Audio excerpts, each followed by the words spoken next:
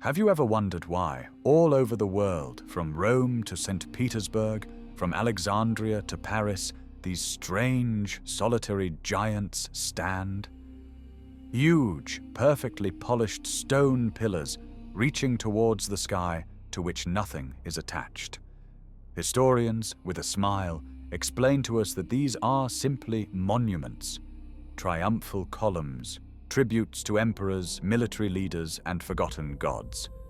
But allow me to ask you one simple question that shatters this cozy academic fairy tale. Why build a complex engineering structure weighing hundreds of tons that carries no functional load? We are brazenly lied to our faces, and the scale of this lie is so immense that an ordinary person simply fears believing it. Official history cracks at the seams if you only apply a ruler and a calculator to it. Today, we will tear back the veil from one of the most inconvenient mysteries of our civilization. We will talk about the solitary columns. And believe me, after this video, you will never be able to look at the Alexander column or Pompey's column with the same eyes again. You will see not a monument, but a technical device or a ruin of something so grand that our mind refuses to perceive it.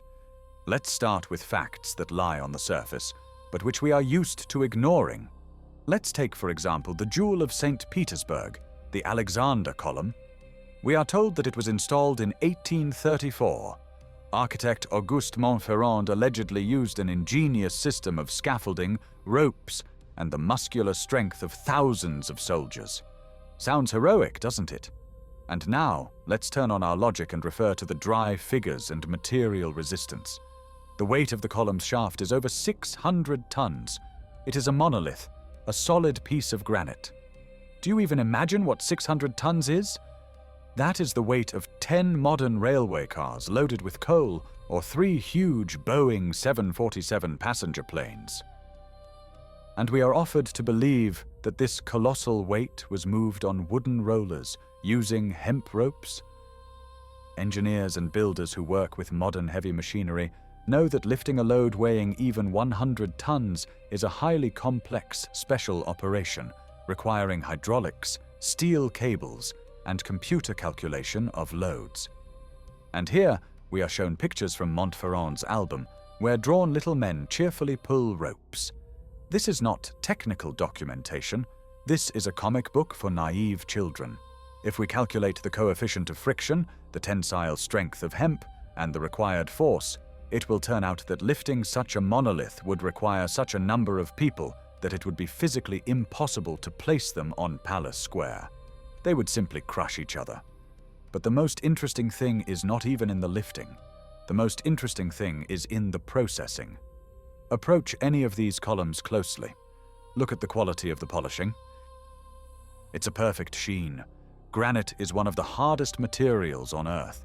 To achieve such a surface manually would require decades of work by thousands of stonemasons who would rub the stone with sand and water. But we see not just smooth stone. We see a perfect geometric shape. It's a cylinder or a cone with an impeccable radius. Any lathe operator will tell you that such a body of revolution can only be created in one way, by rotating the workpiece. Do you hear me? Rotating a workpiece weighing 600 tons. This means that the builders, whoever they were, possessed lathes of cyclopean dimensions. Not a chisel and a hammer, but industrial machines working with carbide cutters and enormous rotational speeds. Traces of this machine processing are visible to the naked eye, if you know where to look. But historians stubbornly tell us about the manual labor of serfs. This lie becomes even more obvious if we look at the geography. Exactly the same columns stand in Baalbek, in Egypt, in Rome. Pompey's column in Alexandria is another monolith of red granite weighing almost 300 tons. And again, the same story. Not a single document, not a single drawing of real mechanisms, only myths and legends about how primitive people in sandals did it. Official chronology separates these structures by thousands of years from each other. We are told that the Romans built one thing, the Egyptians another, and in the Russian Empire they simply imitated antiquity. But the technical signature is the same everywhere. It is a single standard, a single GOST, if you will. Identical proportions, identical material, identical traces of mechanical processing. This tells us that these objects were created by the same civilization, possessing a global infrastructure and technologies that surpassed our modern capabilities. Why do they stand alone? Why is nothing attached to them? Why do often completely disproportionate, small statues of angels or saints stand on the tops of these columns, appearing as alien elements? The answer is obvious. The statues were placed later, much later. Those who came to the ruins of the old world found these gigantic pillars and, not understanding their true purpose, decided to use them as pedestals for their new idols.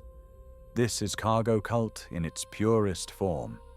We, like savages, found the remnants of a high-tech civilization and adapted them to our primitive needs, declaring them monuments of victories. But if we remove these statues, what will we see? We will see perfectly smooth, polished shafts reaching into the sky. Some researchers point out that many columns are hollow inside or have metal rods running through the entire structure. For example, Trajan's column in Rome. Inside it is a spiral staircase, carved into the stone. Just think about the complexity of such work. To carve a perfect spiral inside marble blocks, to join them with sub-millimeter precision.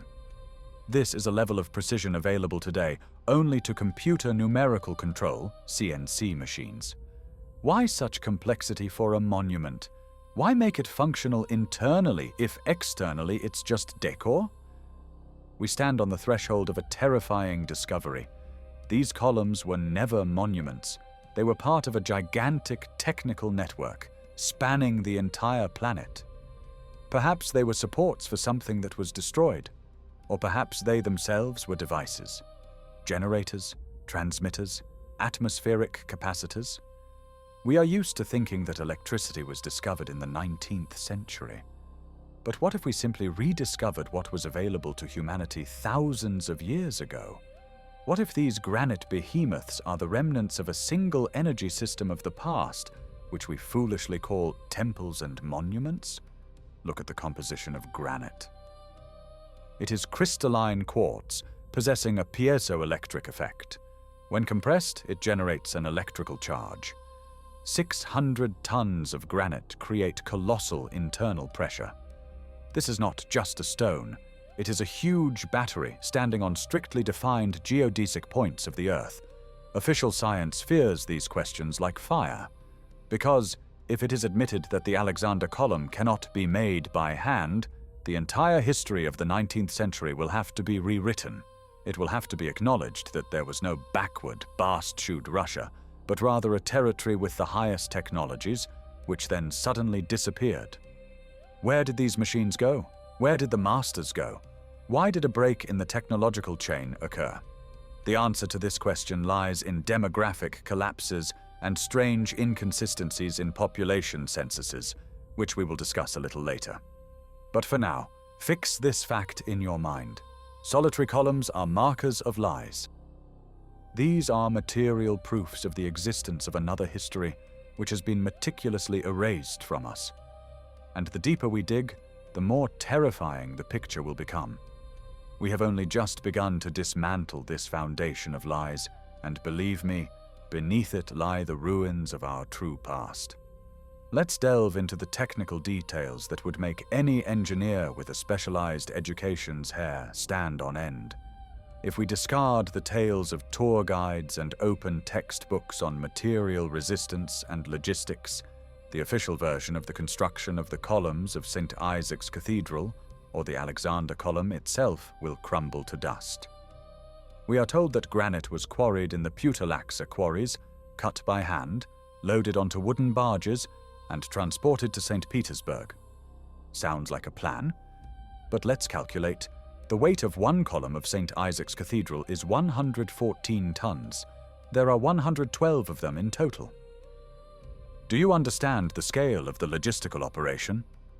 In the early 19th century, there were no railways capable of withstanding such a load, nor asphalt highways. The roads of that time were compacted dirt roads that turned into impassable mud after the first rain. Try to transport a 100-ton load on a cart over wet clay. The wheels would instantly sink into the ground up to their axles. Physics cannot be cheated. The ground pressure from such a load is colossal. To move such heavy loads, a specially prepared route with a concrete foundation is needed, which, according to official history, simply did not exist at that time. And now look at the very structure of the stone. Official science claims that all these columns are carved from natural rock mass. But alternative researchers conducting macro photography of the surface find strange anomalies. Inclusions that look like air bubbles frozen within the mass. A layered structure resembling concrete poured in batches. More and more facts indicate that what we see is not natural granite, but high-quality geopolymer concrete, an artificial stone technology that was known to the ancients and which we are only now beginning to remaster. This explains everything, both the ideal shape and the absence of chisel marks and the possibility of creating gigantic monoliths. They were not dragged from distant lands. They were poured directly on site in formwork, just as we pour monolithic high-rises today. But to admit this means admitting that chemistry and materials science in the past were on par with, or even superior to, modern levels. Who gave these formulas to the architects of the 19th century? Or more likely, these columns had already stood there for centuries, and Montferrand and his team were merely engaged in their restoration and clearing. Pay attention to engravings of that time, for example, the works of Piranesi. Historians call him a fantasist, a visionary artist who drew imaginary ruins. But why are his fantasies so photographically accurate?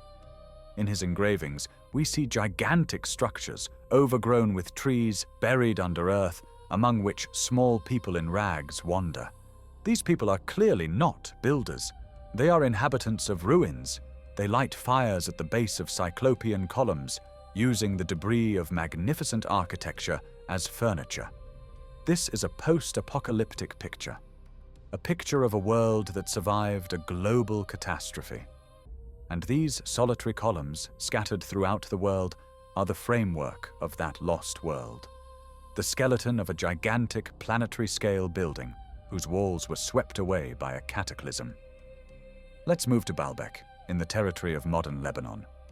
There, at the base of the Temple of Jupiter, lie the famous trilithons, stone blocks weighing 800 or even 1,000 tons each. Official history ascribes them to the Romans. The Romans! The very same people whose peak lifting technology was a wooden block and tackle crane, capable of lifting a maximum of 5 to 6 tons. Do you feel this monstrous gap between reality and what is written in textbooks? To lift 1,000 tons today, you need paired Liebherr crawler cranes, each the size of a house. And we are told that the Romans did this with ropes and blocks. This isn't even funny. It's an insult to our intelligence. Moreover, the quarry is below the level of the temple. This means these stones not only had to be dragged, they had to be dragged uphill. What coefficient of friction? What traction force? If you try to calculate the number of people needed to move such a stone, you will get a crowd that would stretch for kilometers. It's impossible to command such a crowd, impossible to synchronize efforts. And here we come to the main question. Why such gigantomania? Why couldn't they build with bricks or smaller blocks, as normal people do? Why create insurmountable engineering difficulties for themselves? The answer is simple and terrifying. For those who built it, it was not difficult. It was standard. For them, working with 1,000 tons was as routine as laying cinder blocks is for us. This means that gravity was not an issue for them. Either they possessed machines of incredible power or technologies for weight control, anti-gravity, sonic levitation, call it what you will. But it wasn't us. And it wasn't the Romans with their sandals. And now look at how these objects are used. Primitive walls of rough, unprocessed stone or clay are often attached to these gigantic columns in Baalbek, in Egypt, in Rome. This is the real work of those civilizations known to us from textbooks. They came to what was already there, inhabited the ruins, molded their shacks between the great pillars of the past. That is why the columns stand alone. Everything that was built around them by that great civilization was destroyed. Only the strongest, most fundamental elements remained, the load-bearing supports. We live in a world of secondary use. We are a civilization of scavengers who have appropriated the achievements of gods and called them our history. Why do scientists remain silent? Why is anyone who dares to mention geopolymer concrete or the impossibility of manual granite processing immediately declared a pseudoscientist? Because at stake is not just the dating of this or that temple's construction. At stake is the legitimacy of modern power and the entire system of knowledge. If we admit that a more developed civilization existed before us, which perished overnight, the question arises, what killed it? And could it happen again? And most importantly, who now governs the world, hiding the truth about our origin from us? Perhaps we are not the pinnacle of evolution, as Darwin instilled in us, but the degraded descendants of survivors. Or even worse, a new population, artificially settled on a cleared territory. Look at maps from the 18th century. There are cities that no longer exist. There are rivers that flow in a different direction. The geography of the past differs from the modern. This suggests that the planet's topography changed quite recently, and the solitary columns are geodesic markers, beacons that withstood this chaos of world reshaping. Now let's turn to the most terrifying evidence, which lies not in the field of geology or material strength, but in dry statistics and demographics. These are the numbers that historians hate the most. We are painted pictures of great 19th century empires, of booming construction and flourishing arts. But if we open the real demographic reports of that time, we will see emptiness, a mathematical impossibility. Let's take St. Petersburg or Paris in the mid-19th century. We are told that these cities were built by hundreds of thousands of workers. But the population size in those years simply does not correspond to the declared scale of construction. To build a structure on the scale of St. Isaac's Cathedral or the Capitol in Washington with those technologies, a superpower's economy, and an army of skilled craftsmen who would need to be fed, clothed, and trained for decades would be required. And we are shown a world where 90% of the population are illiterate peasants, surviving by subsistence farming. Where did the resources come from? This is an economic paradox. Imagine a modern third world country, without roads or electricity, suddenly beginning to build a spaceport on the scale of Cape Canaveral, using only hoes and wheelbarrows. This is absurd. But it is this absurdity that we are forced to believe. And here we come to a phenomenon that alternative researchers call the empty cities effect.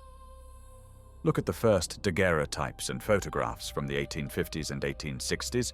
Paris, Moscow, St. Petersburg, Rome. Vast avenues, majestic buildings, and not a soul. Ghost cities. Rare, solitary figures who look lost against the backdrop of cyclopean scenery. Historians offer excuses. It's a long exposure. People simply blurred and disappeared.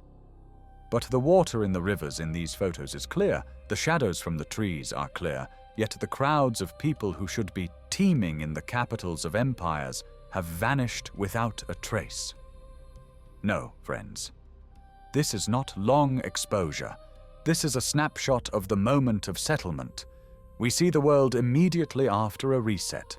Those who survived, or those who were brought here, enter empty cities left by giants.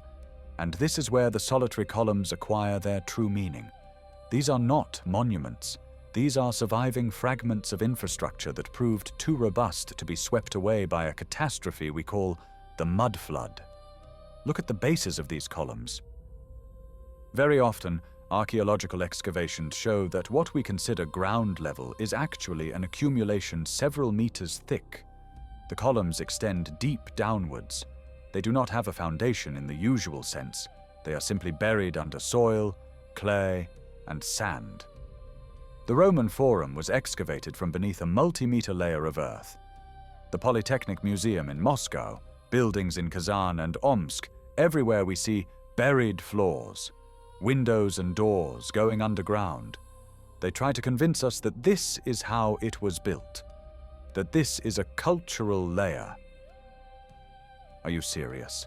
A cultural layer is when you throw garbage under your feet and don't clean it up for 1,000 years. But here we are talking about entire first floors buried in clay. These are traces of a planetary-scale mud flow, a wave that swept across continents, carrying tons of soil with it, destroyed fragile structures, but could not fell these granite shafts. The solitary columns are trees in a stone forest that survived a tsunami. Everything else was washed away, and the new masters of life who came to the ruins simply cleared the areas around, called them squares, and invented beautiful legends about construction. And look at the ergonomics. This is perhaps the most inconvenient point for the official version: the height of steps in ancient temples, the sizes of doorways, handles on the doors of ancient cathedrals, which are impossible for an ordinary person to reach. These buildings, of which our solitary columns were once a part, were not built for us. They were built for beings 3 to 4 meters tall. We look like children who put on their father's shoes in these settings. We are Lilliputians in a land of giants. All these gigantic arches, soaring ceilings, huge windows, this is not architectural pathos. This is a functional necessity for those who lived there. But where did they go? Why are only we left? Here we enter the territory of the darkest conjecture. Perhaps the history of humanity is a history of artificial selection. Recall the huge number of orphanages and boarding schools in the 19th century. Children appeared by the thousands, without parents, without a past. They were taught from scratch, given new surnames, taught a new invented history. We, as a population, could have been restored from a test tube or incubator after the previous civilization was destroyed. We are the second shift on this planet, and we were given a simplified version of reality so that we wouldn't ask unnecessary questions. The solitary columns stand as silent witnesses to this crime. Nothing is attached to them because all the floor slabs, roofs, and walls were destroyed. We see only the skeleton. Imagine a modern skyscraper from which all its cladding, glass, and partitions have been stripped away, leaving only the load-bearing concrete pillars. 1,000 years from now, savages will find these pillars and worship them as phallic symbols of gods. This is exactly what we are doing today. We walk around technical structures, call them the Alexandrian column or Trajan's column, and do not even suspect that we are standing in the middle of a gigantic ruined power plant or factory. This thought is frightening. It makes one feel like a grain of sand, deceived and abandoned. But it also provides a key to understanding. If we acknowledge the fact of a catastrophe, the fact of the replacement of population and technologies, then all the inconsistencies of history instantly disappear. It becomes clear why we cannot replicate polygonal masonry, why we have unlearned how to make such bricks, why we cannot cast such a vase from granite. We have not unlearned it. We never knew how to do it in the first place. They knew how. Those who came before us, and whose legacy we are now so ineptly exploiting. But the most interesting thing is that the technologies of the past have not disappeared without a trace. They are encrypted within the architecture itself. If you take a world map and mark on it the points where these grandiose solitary columns stand, and then connect them with lines, a cold shiver will run down your spine. This is not a chaotic arrangement of monuments. This is a perfectly calibrated geometric grid. Lines pass through continents and oceans, forming regular triangles and polygons. Communications engineers looking at this scheme would instantly recognize in it the topology of a cellular network or a signal distribution system. These stone needles are thrust into the body of the planet at strictly defined nodal points. This is Earth's acupuncture. This is the nervous system of a gigantic organism that once pulsed with energy, but is now dead. We have approached the most dangerous part of our investigation. To the answer to the question, what exactly did these columns do? Recall Nikola Tesla, a genius who claimed that energy could be transmitted wirelessly over any distance. He built his Wardenclyffe towers, which suspiciously resembled our granite monoliths in principle of operation. Tesla was not inventing anything new. He was simply trying to reanimate a forgotten technology of the past, the technology of extracting atmospheric electricity. Granite, saturated with quartz under the pressure of its own colossal weight, becomes a piezoelectric generator. The metallic finials, which we today mistake for crosses or statues of angels, were originally receivers or emitters. These were resonators.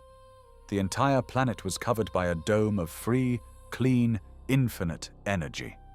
Imagine a world where there is no need to burn oil and coal, where light and heat are available anywhere on the globe just like that, by right of birth. We walk around technical structures, call them the Alexandrian column or Trajan's column, and do not even suspect that we are standing in the middle of a gigantic ruined power plant or factory. This thought is frightening. It makes one feel like a grain of sand, deceived and abandoned. But it also provides a key to understanding. If we acknowledge the fact of a catastrophe, the fact of the replacement of population and technologies, then all the inconsistencies of history instantly disappear. It becomes clear why we cannot replicate polygonal masonry, why we have unlearned how to make such bricks, why we cannot cast such a vase from granite. We have not unlearned it. We never knew how to do it in the first place. They knew how, those who came before us, and whose legacy we are now so ineptly exploiting. But the most interesting thing is that the technologies of the past have not disappeared without a trace. They are encrypted within the architecture itself. If you take a world map and mark on it the points where these grandiose solitary columns stand, and then connect them with lines, a cold shiver will run down your spine. This is not a chaotic arrangement of monuments. This is a perfectly calibrated geometric grid. Lines pass through continents and oceans, forming regular triangles and polygons. Communications engineers, looking at this scheme, would instantly recognize in it the topology of a cellular network or a signal distribution system.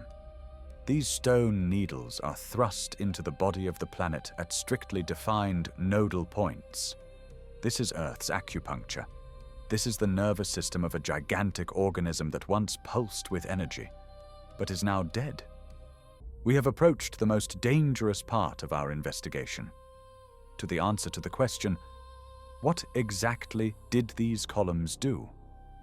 Recall Nikola Tesla, a genius who claimed that energy could be transmitted wirelessly over any distance.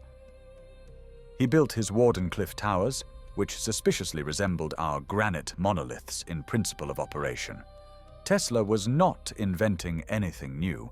He was simply trying to reanimate a forgotten technology of the past, the technology of extracting atmospheric electricity.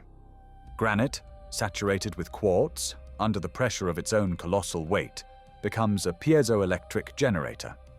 The metallic finials, which we today mistake for crosses or statues of angels, were originally receivers or emitters. These were resonators. The entire planet was covered by a dome of free, clean, infinite energy. Imagine a world where there is no need to burn oil and coal, where light and heat are available anywhere on the globe just like that by right of birth, where flying machines, those very vimanas from ancient texts, hover in the sky, propelled by the electromagnetic field generated by these columns. This was a golden age. This was a paradise that was taken from us. Why? Because free people cannot be controlled. If you have heat, light, and the ability to move, you are independent. You are not a slave to the system. To turn us into an obedient herd, they first had to flip the switch, destroy the towers, remove the resonators, and then, when the memory of generations faded, give us electricity meters and hook us on the oil needle. We pay money for what our ancestors took from the air. This is the greatest scam in the history of the universe. But the disabling of this system did not pass without a trace. There is a theory that makes one's blood run cold. What if the global catastrophe, that very mud flood and buried cities, is the result of an overload of this energy system? Perhaps a conflict occurred, a war of gods. Someone decided to use this network as a weapon of incredible destructive power. Recall the strange great fires of the 19th century. Chicago, Boston, Moscow. Cities burned to the ground, with the fire melting brick and stone, turning them into glass. An ordinary fire does not produce such temperatures. These are traces of plasma impact, directed energy strikes. The columns withstood because they were part of the circuit. They were grounded, and everything nearby turned into dust and ashes. This dust then fell with the rain, covering the planet with a multimeter layer of mud. And we, the survivors or the newly created, crawl through this mud, excavate the first floors of palaces, and wonder how our ancestors built such beautiful basements with windows. We live in the graveyard of a great civilization, using its gravestones as tourist attractions. We look at the Alexander column and do not see that it is a de-energized induction coil. We are a cargo cult, praying to a broken airplane that will never fly again. The realization of this fact causes anger. We were not just deceived, we were reduced to the level of livestock. Look at the architecture of modern human hives, concrete boxes in which we live, and compare them with ancient palaces with ceilings almost 5 meters high. Do you feel the difference in the attitude towards humans?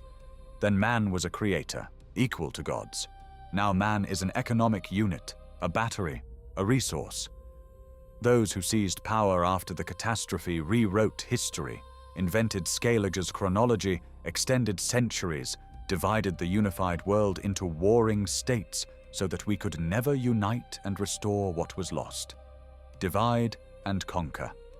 This principle has worked flawlessly for hundreds of years, and the solitary columns stand as a silent reproach. They are the only thing the usurpers could not destroy or hide. They are too enormous, too conspicuous. Therefore, they decided to hide them in plain sight.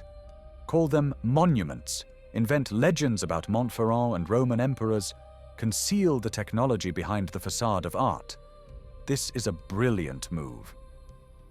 If you want to hide something, put it in plain sight. We walk past, take selfies, and do not even suspect that we are touching the casing of a reactor or an intercontinental communication antenna with our hand. And here arises another frightening thought. What if they are not completely switched off? What if they are simply in standby mode? What if these granite shafts continue to emit certain frequencies that affect our consciousness, suppress our will, reduce cognitive abilities, force us to be passive consumers? The vibrations of granite, the geometry of the forms, all of this is psychotronic influence. We live inside a gigantic machine which perhaps keeps us in this semi-somnolent state, preventing us from waking up and realizing reality. We are prisoners without bars, and these beautiful columns are the bars of our mental cage. But any knowledge is the first step to liberation. As soon as you begin to see a technical device in a column, the spell breaks. The matrix glitches. You stop being an obedient element of the system and become an explorer. You start asking questions, and questions are the most dangerous weapon against lies.